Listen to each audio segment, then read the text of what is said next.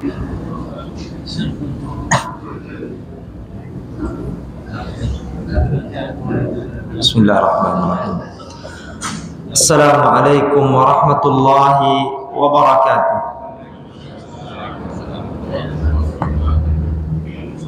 Alhamdulillahilladzi ahyana ba'dama amatana wa ilaihin nusyur. Asyhadu an la ilaha illallah wahdahu la syarika lah. Wa asyhadu anna Muhammadan abduhu wa rasuluh. Sallallahu alaihi wa ala alihi wa ashabihi wa man sara ala nahjihi wa tamassaka bi sunnatihi ila yaumiddin, amma ba'd. Kaum muslimin wal muslimat, jamaah salat subuh yang semoga senantiasa dirahmati dan diberkahi oleh Allah Subhanahu wa taala. Tentunya tak bosan-bosannya kita bersyukur kepada Allah Subhanahu wa taala. Apalagi Allah memberikan kepada kita kesempatan untuk bisa hadir di masjid salat subuh. Ini kesempatan yang tidak diberikan oleh Allah kepada setiap kaum muslimin. Kesempatan yang sangat berharga bagi kita semua untuk bisa bermunajat, memulai hari kita menghadap kepada Allah.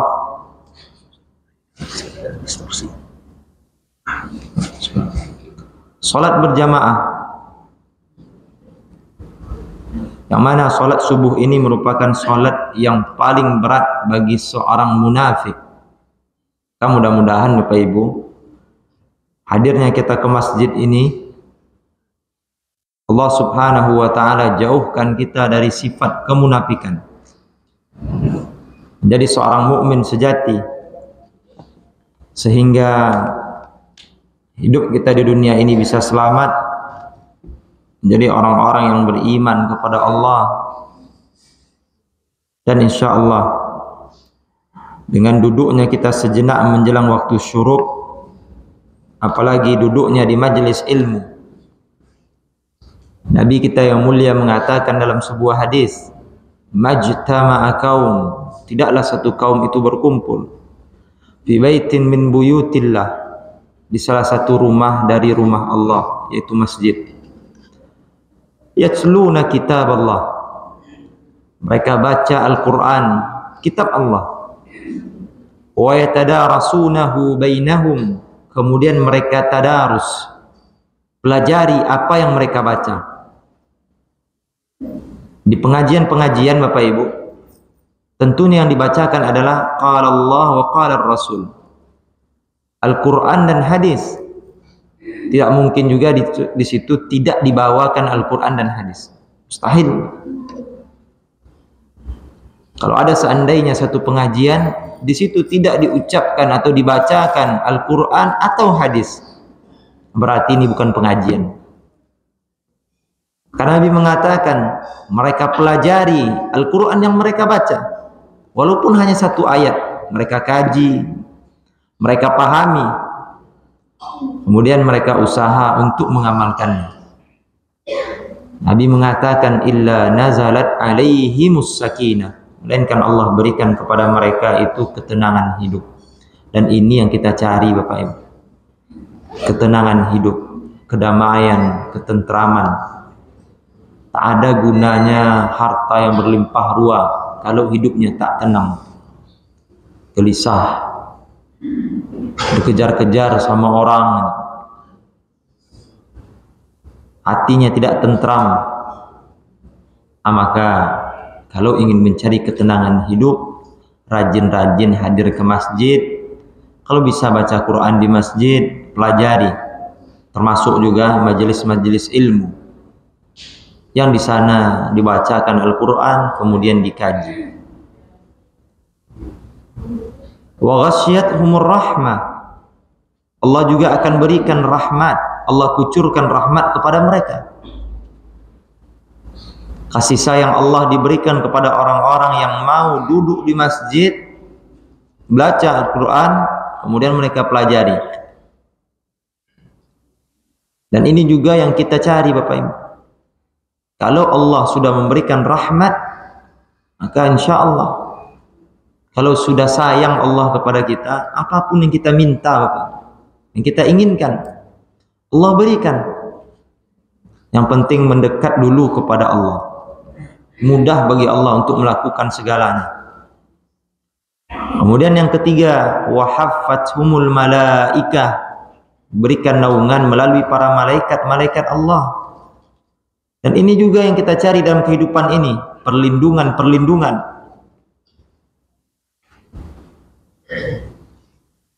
Naungan, penjagaan. Seorang pemimpin dia butuh bodyguard, atau mungkin kalau presiden itu pas pampres. Ya, ada mantan pas pampres dulu, istrinya orang Rumbai ini. Tapi beliau orang Jawa, orang Cirebon. Itu teman saya dulu ketika mondok. Qadarullah beliau menjadi seorang tentara dan pernah menjadi pas pampres. Nah, tapi jarang pulang ke Rumbai. Karena istrinya orang Rumbai dan dia dibawa ke sana. Sekarang udah kerja di Surabaya. Beliau mengatakan itu ketat sekali penjagaannya, sehingga pulang ke rumah saja susah kalau sudah tugas itu. Nah, butuh dijaga. Dan ini yang dicari. Semakin tinggi, semakin ada pengawal. Nah, manusia juga butuh seperti ini. Maka orang-orang yang belajar ilmu agama, baca Al-Quran di masjid, Allah berikan penjagaan melalui para malaikat Allah. Dan yang terakhir, wa dzakarahumullahu fi man indah. Allah menyebut nama mereka kepada makhluk yang ada di sisi Allah. Ini juga yang dicari oleh manusia, ketenaran. Sehingga banyak manusia ini yang rela melakukan apapun asal terkenal. Nah, maka Allah Subhanahu wa ta'ala membanggakan orang-orang yang baca Quran di masjid, mempelajari ilmu agama kepada makhluk yang ada di sisi Allah. Jadi terkenal dia di langit kepada para malaikat, walaupun mungkin tidak terkenal di bumi. Nah, jadi oleh karena itu Allah berikan semuanya. Bersyukur kita kepada Allah, bisa Allah izinkan duduk, padahal di hari ini adalah hari yang sibuk. Mungkin sebagian dari kaum muslimin ini off, libur, ingin pergi jalan, ingin bersama keluarga, tapi masih sempat memberikan waktunya menjelang waktu syuruk untuk bisa menimba ilmu agama, berbagi ilmu, belajar Al-Quran serta hadis-hadis Nabi Sallallahu Alaihi Wasallam, dengan tujuan Allah berikan keutamaan tadi, ketenangan hidup, rahmat, kasih sayang, kemudian penjagaan melalui para malaikat, dan Allah akan banggakan dia kepada makhluk yang ada di sisi Allah. Mudah-mudahan kita semua mendapatkannya. Salawat dan salam untuk Rasul kita yang mulia Muhammad sallallahu alaihi wasallam. Allahumma salli ala nabiyyina Muhammad wa ala alihi wa ashabihi wa man tabi'ahum bi ihsanin ila yaumiddin wa sallama tasliman katsira, amma ba'd. Mudah-mudahan salawat dan salam kita untuk beliau, keluarga beliau, sahabat-sahabat beliau, dan orang-orang yang mengikuti jejak langkah beliau hingga akhir kiamat nanti. Bapak Ibu yang dirahmati oleh Allah, sejatinya Nabi Shallallahu Alaihi Wasallam tidak butuh dengan sholawat kita. Kitalah sebenarnya yang butuh.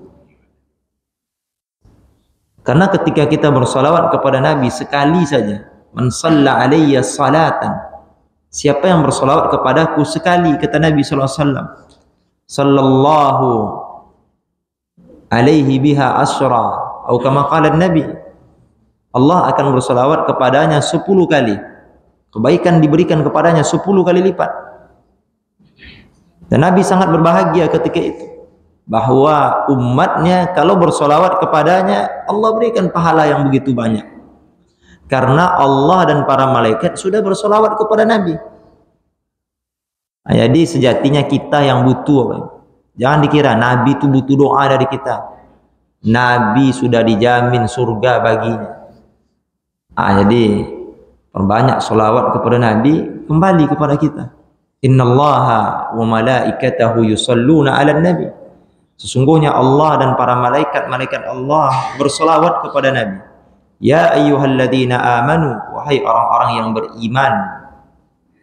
Ketika dipanggil dalam Al-Quran orang-orang yang beriman, maka berhenti sejenak, karena itu panggilan yang sangat lembut dari Allah. Kalau kita merasa beriman, perhatikan ayat setelahnya. Sallu alaihi wa sallimu taslima. Bersolawatlah kepadanya, kirimkan salam untuk beliau. Akhirnya Bapak Ibu yang dirahmati Allah, kita yang butuh syafaat dari Nabi, kita yang butuh pertolongan di akhirat atas izin Allah dari Rasul kita yang mulia sallallahu alaihi wasallam. Oleh karenanya di dunia ini kita berusaha memperbanyak solawat kepada beliau, mengirimkan salam untuk beliau, kemudian berusaha untuk beramal mencontoh beliau. Karena nanti ketika orang-orang ingin minum dari telaga Nabi,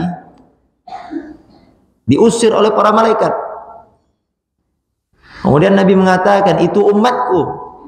Dijawab ketika itu, engkau tidak pernah tahu wahai Muhammad apa yang mereka lakukan sepeninggalmu. Mereka rubah agama ini, mereka modifikasi agama ini, sehingga mereka tidak diizinkan untuk minum di telaga Nabi. Padahal kalau orang itu minum di telaga Nabi, tidak akan pernah haus untuk selama-lamanya. Nah, jadi Bapak Ibu yang dirahmati Allah, inilah gunanya kita belajar, sehingga kita mengetahui yang mana yang diajarkan oleh Rasul, dicontohkan oleh Rasul dan para sahabat, kemudian yang mana yang tidak dilakukan oleh Rasul dan para sahabat.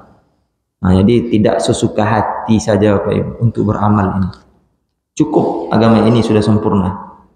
Ayat terakhir turun, al-yaum, hari ini, akmaltu lakum dinakum, ku sempurnakan untuk kalian agama kalian, kata Allah. Nah, jadi wafatnya Rasul sallallahu alaihi wasallam menandakan agama ini sudah sempurna. Apa yang menjadi agama di hari itu, maka juga akan menjadi agama sampai hari kiamat. Bapak Ibu yang dirahmati oleh Allah, biasanya pagi ini kan Ustaz Henrizal, beliau umroh Pak ya. InsyaAllah kita akan lanjutkan sedikit pembahasan-pembahasan yang pernah beliau sampaikan, yaitu ada di dalam sebuah kitab judulnya Al-Hassu 'alal Izdiyad minal khairi fi awakhiril umri. Anjuran dari Nabi SAW untuk memperbanyak amalan-amalan kebaikan di penghujung usia. Semakin ke ujung, semakin banyak hendaknya amal kebaikan kita. Dan ini ada dalam kitab-kitab para ulama, dan itu dibawakan Al-Quran, hadis-hadis Nabi-Nya. Bapak Ibu yang dirahmati Allah, terkadang kita melihat ada orang-orang semakin tua, semakin jauh dari Allah, karena dia merasakan kenikmatan dunia ini. Semakin menggebu-gebu terhadap dunia,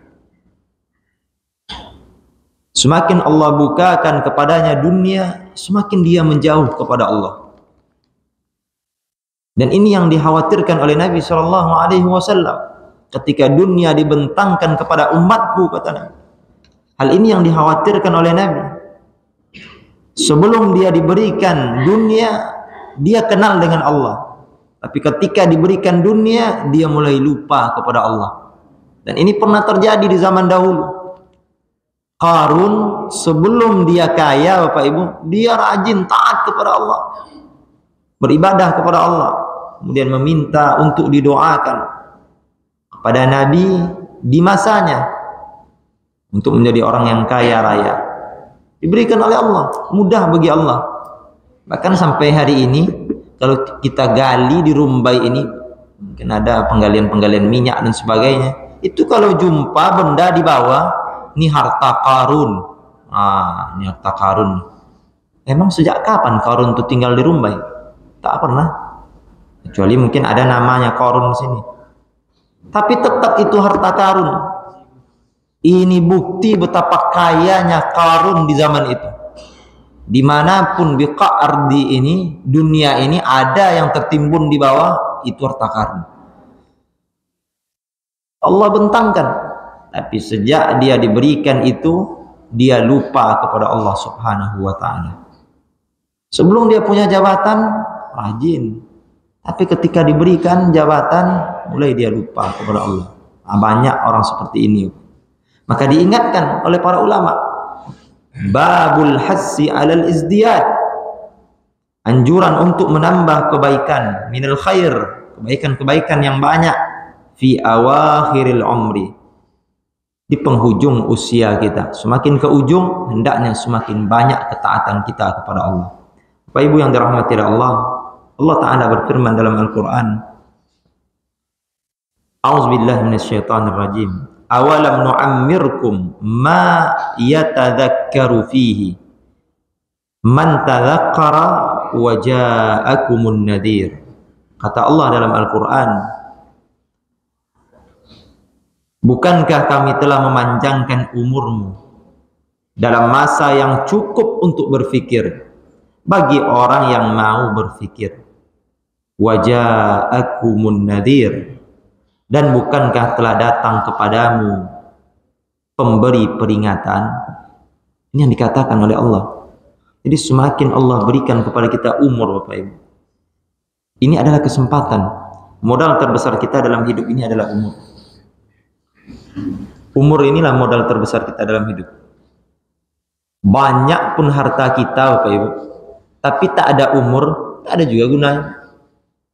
Hartanya 5 miliar, tapi umurnya habis, nggak ada juga gunanya. Jadi modal terbesar adalah umur yang Allah berikan kepada kita. Kesempatan usia.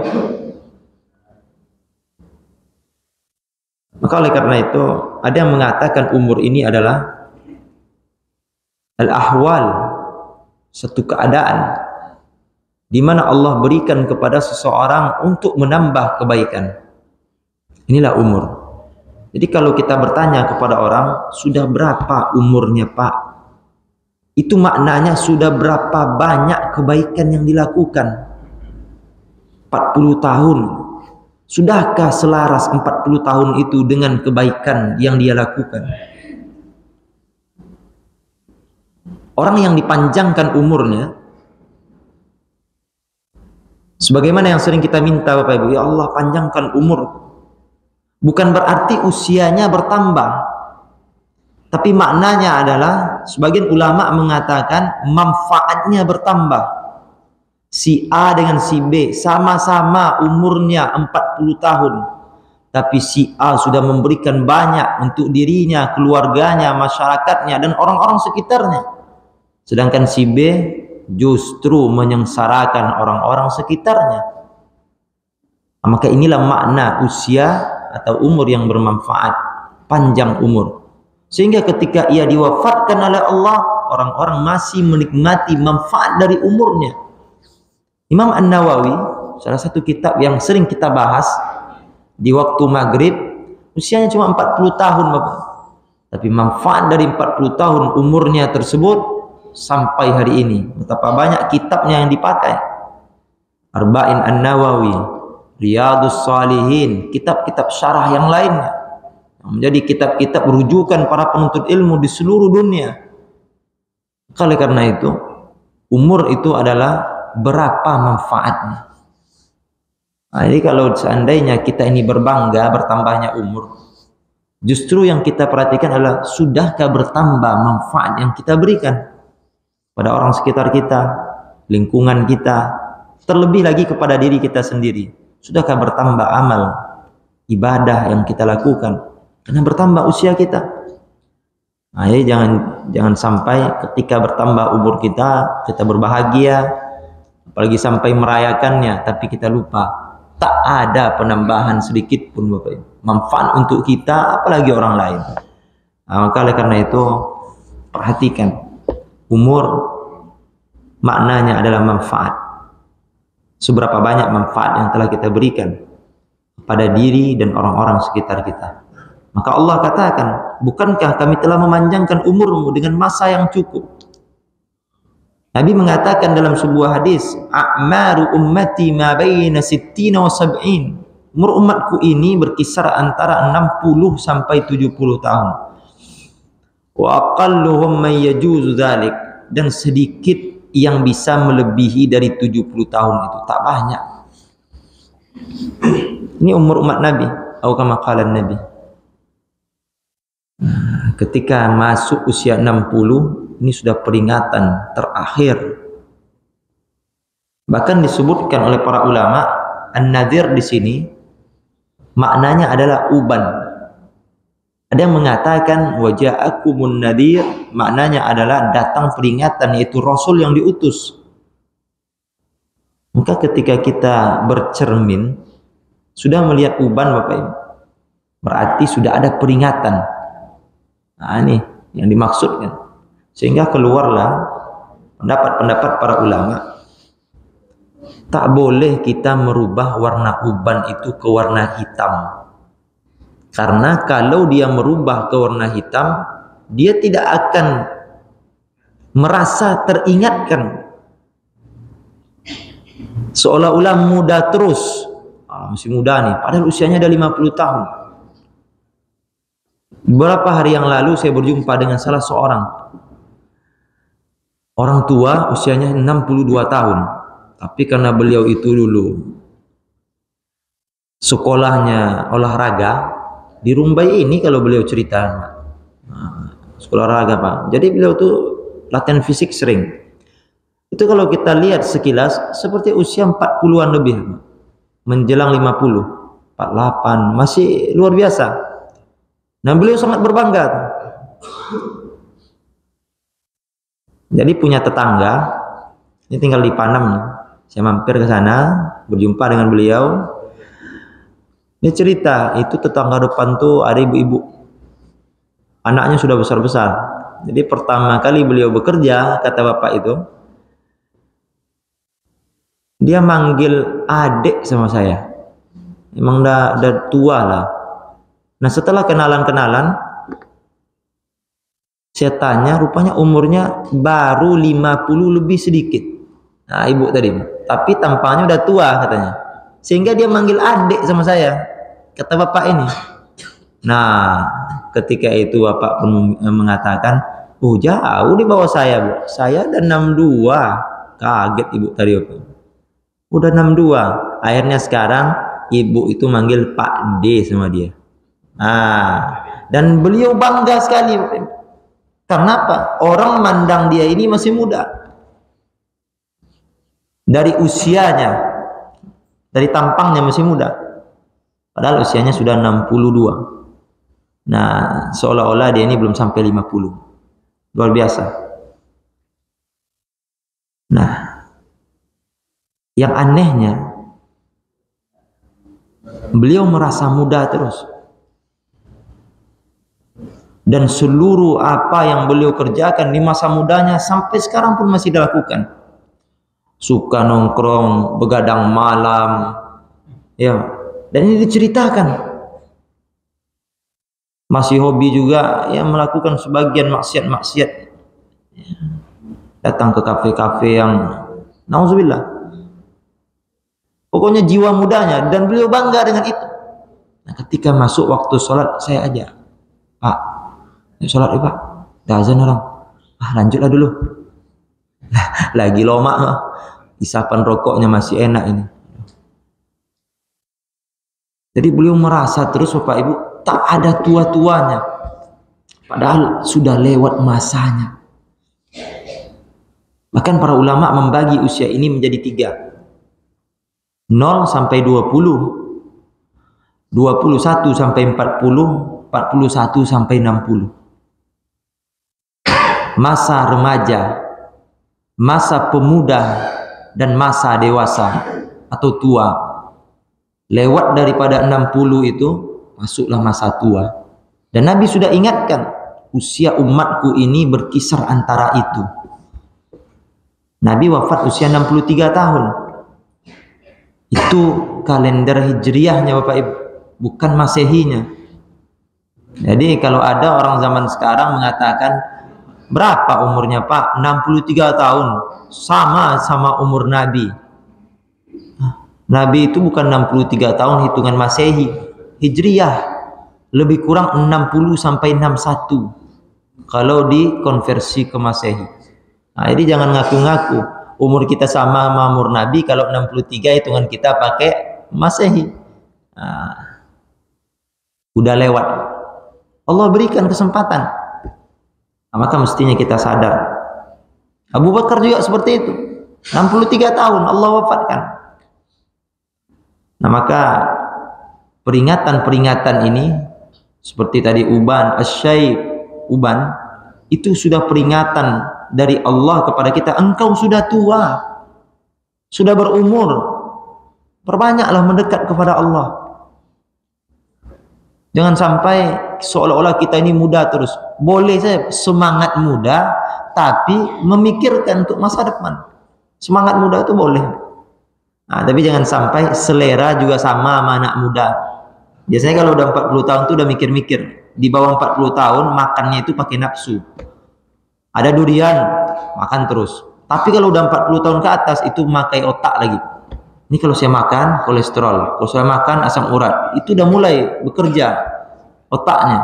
Tapi kalau di bawah 40 tahun, itu biasanya pakai nafsu, Pak. Ini enak, makan aja terus. Nah, ini biasanya. Tapi kalau udah lewat, ada mikir-mikir tuh. Ayah saya mikir-mikir. Kalau sepulang saya bawa durian itu. Banyak durian di pinggir-pinggir jalan. Bahkan pernah saya beli durian hampir semobil, saya bawa pulang, bagi-bagikan karena murah. 5.000 cuma satu. Itulah herannya di Pekanbaru kok bisa 300. Nah, jadi 5.000 saya beli di air tiris 5.000. Nah, itu beli hampir semobil itu 150.000. Karena 5.000, 30 buah durian dikasih lagi bonus sama abang tuh. Nah, bagi-bagikan di rumah, di kampung. Itu dicicip cuma 1-2. Udah, Bah, udah. Nah, kan enak nih. Udahlah, nanti sakit ini makan aja lah sama kalian. Insya Allah. Jadi sudah mikir-mikir makan. Gitu juga dengan makan-makan yang lain. Bawa pulang gulai kambing, ada kawan akikah, dikasihnya banyak. Udahlah, segini aja lah. Coba nyicip ada. Mikir juga. Jadi oleh karena itu, Bapak Ibu yang dirahmati Allah, orang-orang yang sudah beranjak dewasa, 40 tahun lebih itu, dia harusnya sudah memikirkan persiapan-persiapan untuk berpulang kepada Allah. Jangan lagi merasa saya ini masih muda, masih panjang waktu untuk berpoya-poya dan sebagainya. Oleh karena itu diberikan pengecualian kepada para pemuda. Pemuda ini berbeda dengan orang tua. Makanya kalau ada anak muda sholat subuh berjamaah di masjid ini, ada orang tua, itu pahalanya beda. Anak muda ini akan lebih besar. Karena godaan mereka juga besar. Ketika mereka berinfak, godaannya juga besar, kebutuhannya besar. Sehingga salah satu yang dinaungi di hari kiamat itu adalah pemuda yang tumbuh dewasa menjadi orang-orang yang dekat dengan Allah. Dalam hadis dikatakan, sab'atun yuzilluhumullahu yawma la zilla illa zilluh. Ada 7 golongan kata Nabi, yang mana nanti pada hari kiamat diberikan naungan di hari yang tidak ada lagi naungan dari Allah tabaraka wa ta'ala. Minhum diantaranya syabun, seorang pemuda, nasya'a fi ibadatillah. Dia tumbuh kembang dalam rangka melakukan ketaatan kepada Allah. Nanti dapat naungan itu dari Allah Subhanahu wa ta'ala. Nah, jadi kalau kita melihat kiri kanan, memang susah nyari anak muda ini di masjid. Kalau ada anak muda, sering saya sampaikan. Kadang kalau pengajian ibu-ibu, Ustaz, gimana kriteria untuk mencari calon menantu? Susah juga. Mau cari yang begini, kena protes, mau cari begini. Saya katakan aja, coba ibu ke masjid, perhatikan anak muda yang sholat di masjid subuhnya. Kemudian sholat lagi berjamaah nanti di malam hari. Perhatikan anak muda yang sholat juga di masjid. Coba pantau-pantau. Insya Allah itulah calon menantu. Nah, jangan ibu tanya, udah PNS kah, udah P3K kah, susah mah. Udah punya ini kah, punya itu, payah nyarinya. Cari aja yang di masjid itu. Anak muda kalau dia mau mendekatkan diri kepada Allah, insya Allah anak ibu akan bahagia. Allah saja ya seperti itu. Ketika Allah panggil, dia hadir. Ketika disuruh ini, dia datang. Itu barometer orang yang baik. Maka oleh karena itu payah nyari anak muda. Godaannya kuat. Untuk berinfak jarang anak muda yang mau. Tapi kalau sama orang tua cepat tuh. Kalau kita menggalang dana, insya Allah orang-orang tua ini cepat. Saya 200.000, saya 500.000 untuk pembangunan masjid itu. Saya 3 truk tanah timbunan. Itu orang tua. Tapi anak muda berat sekali. Maka kalau ada anak muda yang mau dia beribadah, taat kepada Allah, maka Allah akan berikan pahala yang lebih. Kenapa? Godaannya lebih besar. Pemuda.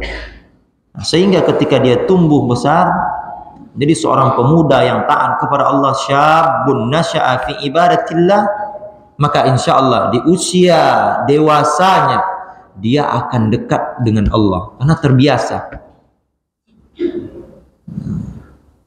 Mesti dibiasakan dulu. Nah, orang-orang yang sudah lewat 40 tahun tak juga bisa berubah, kata para ulama, akan seperti itulah dia terus. Udah 40 lebih umurnya, tak juga mau sholat berjamaah, tak juga mau kenal dengan Allah, tak juga mau duduk-duduk di pengajian, tak juga mau ya, melakukan ketaatan-ketaatan, maka akan seperti itulah sampai mati. Kemungkinan besar hidupnya susah untuk dirubah, kalaupun ada satu-satu payah. Nah, maka oleh karena itu Bapak Ibu yang dirahmati Allah, ulama mengingatkan kepada kita di antara hadis yang disebutkan di dalam kitab ini, Nabi SAW mengatakan dari Abu Hurairah, a'zarallah ila mri'in akhara ajalahu hatta balagha 60 sana. Nabi SAW mengatakan Allah tidak menerima uzur, tidak menerima alasan-alasan seseorang yang diakhirkan ajalnya hingga sampai 60 tahun. Kemudian para ulama mengatakan, qalal ulama ma'nahu lam yatruk lahu uzran iz amhalahu hadhihi al-muddah yuqal a'zara ar-rajul idza balagha al-ghaya fil uzri. Ulama mengatakan maknanya adalah Allah tidak akan menerima uzur, alasan-alasan seseorang yang sudah berumur 60 tahun itu karena umurnya telah ditangguhkan oleh Allah sampai pada masa yang sepanjang itu. Kata para ulama, dikatakan a'zara ar-rajulu apabila uzurnya, alasannya telah sampai pada batas akhir. Nah, jadi Allah tak terima lagi. Kenapa tak sholat jamaah? Allah tak terima lagi itu Bapak Ibu. Kalau sudah 60 lebih masih juga tidak berubah, tak ada lagi alasan. Udahlah, langsung sajalah masuk gitu. Tapi kalau yang lain masih akan ditanya kenapa dan kenapanya. Nah, apa kata para ulama tentang sabda Nabi ini? Annallaha ta'ala la yu'aq illa ba'da iqamatil hujjah. Allah tidak akan pernah menghukum Bapak Ibu kecuali ditegakkannya hujjah. Kenapa engkau melakukan ini dan itu? Ditanya. Tapi kalau udah 60 tahun lebih tak juga mau berubah, tak ada lagi alasan nanya-nanya seperti itu nanti. Langsung saja. Tapi kalau dia usianya 30 tahun kemudian melakukan maksiat, ditanya oleh Allah, kenapa? Ya Allah, karena ini, karena itu. Allah berikan waktu, uzur, hujjah ditegakkan. Tapi dah 60 tahun usianya diberikan oleh Allah, tak juga berubah, tidak akan lagi diberikan oleh Allah Subhanahu wa ta'ala. Nah, ya Bapak Ibu yang dirahmati Allah, tak ada alasan. Kalau dia mampu hadir ke masjid, sholat berjamaah. Nah, jadi kalaupun dia tegakkan hujjah, belum tentu juga selamat. Tapi masih ditanya. Ah, kenapa engkau tadi berbuat? Afwan Ustaz, kalau di pesantren tadi ana sakit perut Ustaz sehingga tak sempat lagi sholat jamaah Ustaz. Banyak alasannya. Kadang-kala diterima, oke lah. Tapi kalau udah diingatkan berkali-kali masih saja berbuat, takkan lagi ditanya. Ketahuan tak sholat jamaah misalnya, seorang santri langsung masuk poin, dihukum dan sebagainya. Nah, jadi begitulah manusia. Kalau sudah 60 tahun A'zarallah. Tak ada lagi uzur. Kemudian disebutkan di sini al-isyara ila anna istikmal sittin munazzana ladunil ajal. Ini isyarat bahwa orang yang sudah masuk 60 tahun Bapak Ibu, itu udah dekat sekali kepada ajalnya. Hanya sedikit sekali yang lewat dari 70 tadi. Kalau udah 60 siap-siap lagi. Sibuk ajalah dengan amal. Jangan terlalu peduli dengan investasi. Ini ada kisah yang menakjubkan.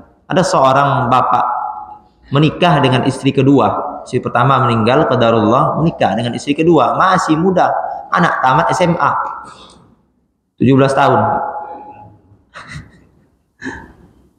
Nah, ini usianya ketika menikah 40-an tahun. Pegawai negeri di kantor, tinggi jabatannya. Nah, jadi setelah beliau pensiun, nah, jadi istrinya baru berusia 30-an tahun, hampir 40 tahun.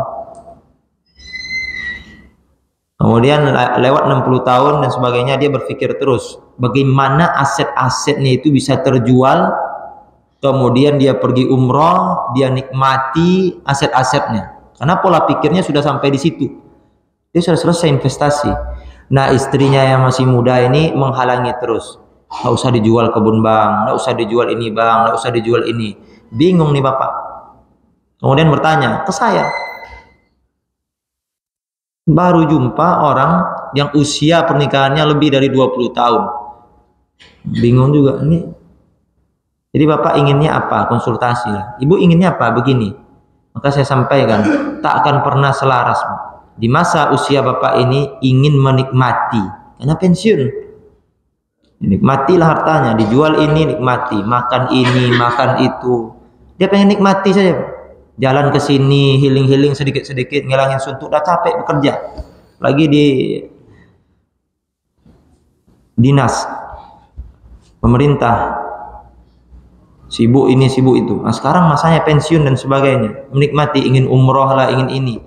Tapi istrinya, mindsetnya masih investasi Bapak Ibu. Jadi nggak mau tuh diganggu. Nggak usah dijual ini, nggak usah. Kalau bisa tambah terus bang, gaji pensiun tuh beli lagi ini, beli lagi ini. Nah, pengen investasi itu.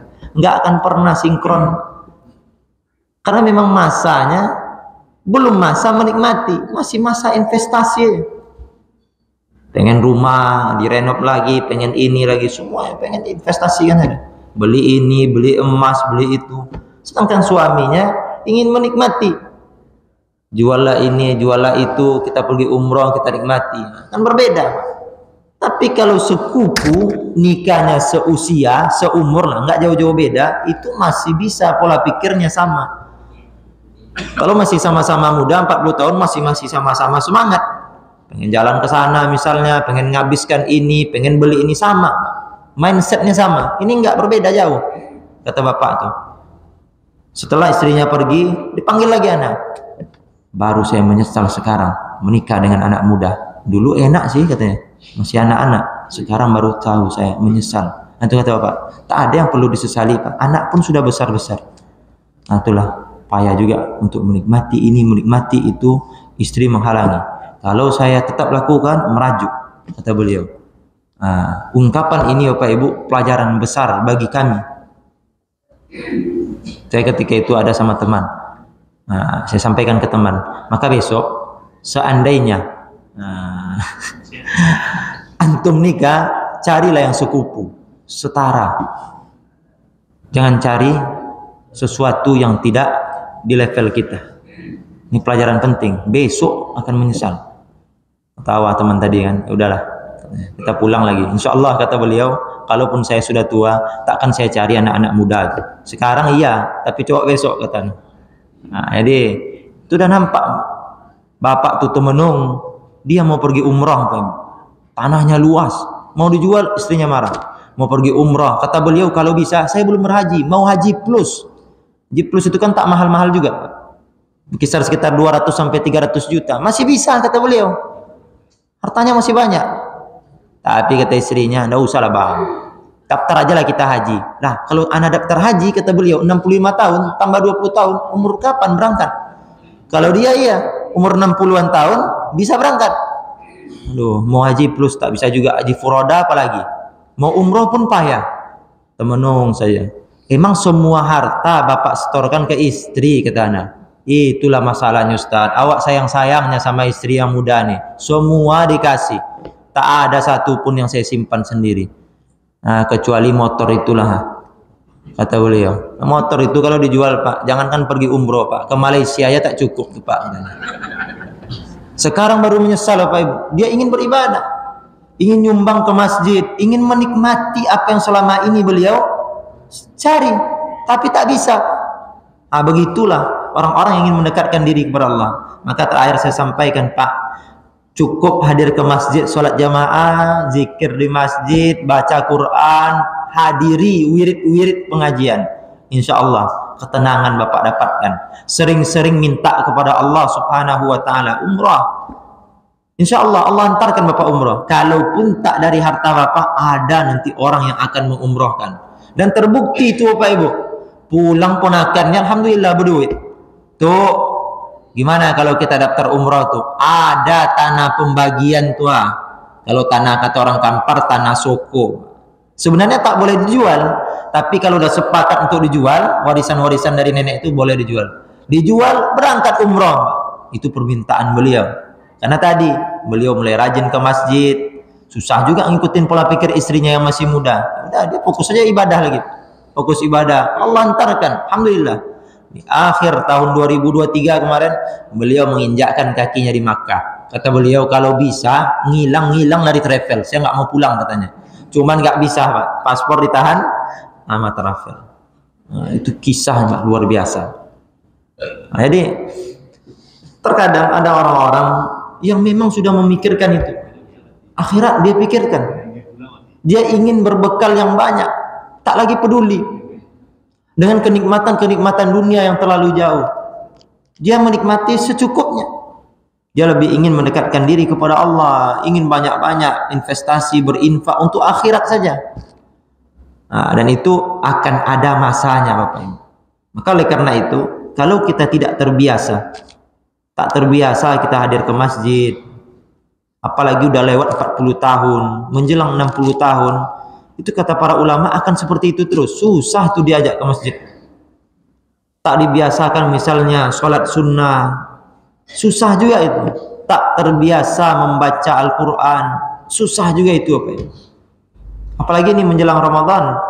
Menjelang Ramadan ini ulama mengatakan ini bulan Rajab. Kita di bulan Rajab pertengahan, ini bulan menanam.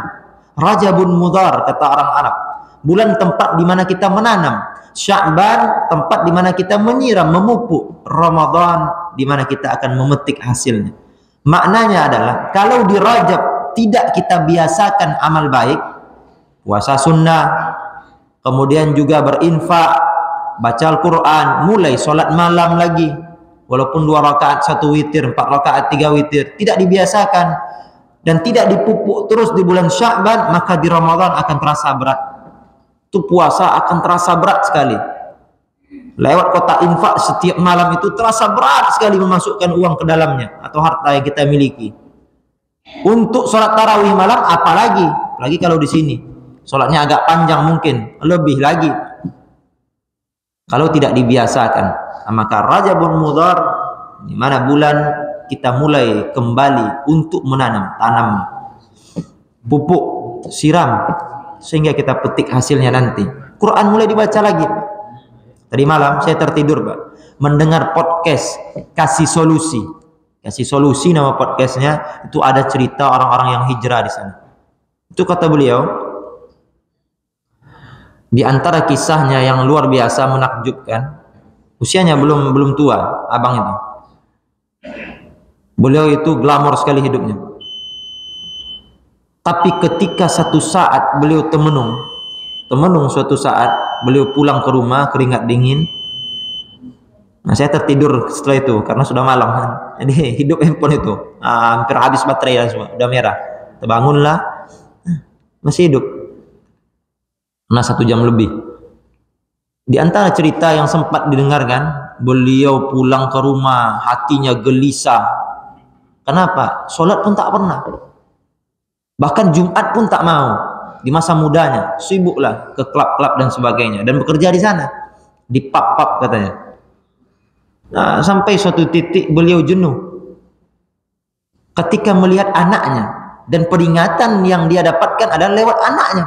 Anaknya masih umur 2 tahun lebih, tak mau di apa, diajak untuk kebaikan tak mau, diajak ini nggak mau. Akhirnya beliau sadar. Mulai ketika itu handphonenya berubah, searching, mencari ceramah-ceramah, apa solusi anak ini untuk begini tuh. Jadi fitrah seorang orang tua, Bapak Ibu, ingin anaknya baik, anaknya soleh. Itu sudah fitrah, Pak. Sebejat apapun orang tua, ingin dia anaknya itu soleh dan solehah. Bahkan dalam Al-Quran dikatakan, kalau istri sudah hamil besar, orang tua akan meminta da'awallah rabbahuma, kedua-duanya, ibu, ayah, atau calon ibu, calon ayah, berdoa kepada Allah, la in ataitana salihah, andaikan engkau berikan kami anak yang saleh ya Allah, anak yang salihah, lanakunanna minas syakirin, kami akan bersyukur kepadamu ya Allah. Jadi fitrah kita, Bapak Ibu, ingin orang sekitar kita ini baik, walaupun sejatinya kita tak baik. Nah, seorang ayah bagaimanapun bejatnya, dia ingin anaknya baik tuh, pasti itu. Supir truk berjumpa, saya ingin Ustaz, anak ini di pondok hafal Quran Ustaz, walaupun saya jujur salat pun tak Ustaz, payah Jumat aja malas saya berhenti. Kata beliau, tapi saya ingin anak ini, mudah-mudahan dia yang mendoakan saya berubah. Nah itu katanya Pak, tetap fitrahnya ingin menjadi orang tua, berhasil mendidik anaknya. Nah, jadi beliau sadar di dalam podcast itu, sadar anaknya ini seperti ini, tidak mau didekatkan Quran, tidak mau ini. Akhirnya beliau cari-cari di YouTube dan sebagainya, dapatlah beberapa ceramah dari ustadz-ustadz kita, begini begitu begini. Akhirnya beliau pelajari terus. Akhirnya beliau tinggalkan dunia yang kelam tadi, Bapak Ibu, dan dia pulang ke kampung halamannya. Kemudian kata beliau, 1000 pun tak punya duit ketika itu. Betul-betul diuji oleh Allah. Tapi panjang lagi ceritanya, Pak. Saya ulang lagi menjelang subuh tadi, bangun jam 3, saya ulang lagi. Sambil manasin mobil, kemudian siap-siap untuk ke Rumbai ini. Saya putar lagi. Nah, intinya adalah mulailah beliau diuji oleh Allah. Jika ingin menjadi orang baik, Allah pasti akan uji rintangan-rintangan, tapi setelah itu akan ada fajar yang menyingsing, akan ada cahaya yang begitu besar yang akan diberikan oleh Allah kepada kita. Kemudahan-kemudahan akan datang. Alhamdulillah sekarang beliau sudah sukses luar biasa, makin dekat dengan Allah. Apapun cita-citanya, keajaiban-keajaiban di dalam podcast itu diceritakan, banyak diberikan oleh Allah. Intinya Bapak Ibu, semakin kita dekat kepada Allah, kata beliau, semakin Allah akan berikan, semakin akan cinta kepada kita. Semakin kita bisa mendekat kepada Allah, apapun solusi akan Allah berikan. Apapun yang kita minta akan Allah berikan, kata beliau. Saya minta umrah tak punya duit, dengan mudah Allah hadirkan. Saya pengen usaha dikembangkan lagi, dengan mudah Allah hadirkan orang-orang yang membantu tanpa pinjaman. Inti kata beliau yang saya tangkap, dekatlah kepada Allah, mohonlah kepada Allah, minta segala-galanya kepada Allah. Kadang-kala Pak, Bu, kita ini punya satu problem. Yang kita ingat kepada siapa kita mengadu? Istri kah? Atau suami kah? Atau orang tua kah? Atau teman kah? Itu yang kita ingat, Pak. Kita lupa ada Allah yang memiliki segalanya. Apa salahnya kita datang kepada Allah? Dan kata beliau, salah satu yang mengingatkan kepadaku, kata beliau, adalah istriku. Bang, sudah semuanya bang, kita punya Allah, minta sama Allah bang. Itu kata-kata yang diucapkan istrinya, yang kata beliau menjadikan saya ini kuat kembali, punya power kembali, kata beliau. Sehingga hingga detik ini saya tak lupa meminta kepada Allah pertama kali, apapun masalah dalam kehidupan ini. Itu pesan intinya. Nah, jadi salah satunya itu datang ke masjid, sholat jemaah, bermunajat kepada Allah. Kalau ada kajian, duduk, dengarkan kajian, perbanyak mendekat kepada Allah. Apalagi usia-usia yang sudah lewat 40 tahun ke atas, Pak. Mudah-mudahan Bapak Ibu yang dirahmati oleh Allah, bisa kita gunakan sisa-sisa umur kita ini untuk terus mendekat kepada Allah Subhanahu wa ta'ala. Dan mudah-mudahan, ada hadis pendek sekali, Pak, yub'asu kullu 'abdin ala ma mata alaih. Allah akan bangkitkan seorang hamba bagaimana Allah wafatkan dia. Ulama mengatakan man asya ala syai'in mata alaih. Siapa yang hidup di atas sebuah kebiasaan, bagaimana kebiasaan hidupnya, dia suka ini, begitulah Allah wafatkan. Dia suka melakukan ketaatan, Allah wafatkan juga dalam melakukan ketaatan. Suka bermaksiat, Allah wafatkan dalam keadaan bermaksiat.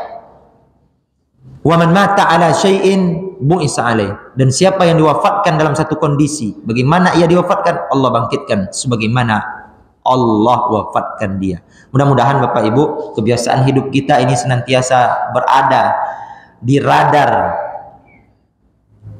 apa yang Allah ridhoi. Kebiasaan hidup kita ini mudah-mudahan kebiasaan yang senantiasa diridhoi oleh Allah. Dan mudah-mudahan Allah wafatkan kita dalam keadaan diridhoi oleh Allah.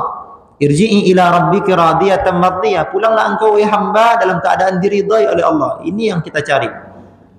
Fadkhuli fi ibadi wadkhuli jannati. Bergabung dengan hamba-hambaku yang saleh, yang salihah, masuklah ke dalam surgaku di akhirat kelak. Nah, ini yang kita tunggu-tunggu Pak Ibu. Nah, mudah-mudahan hidup kita ini senantiasa di radar di mana Allah ridho kepada kita. Mudah-mudahan wafat kita juga seperti itu, Allah ridho kepada kita.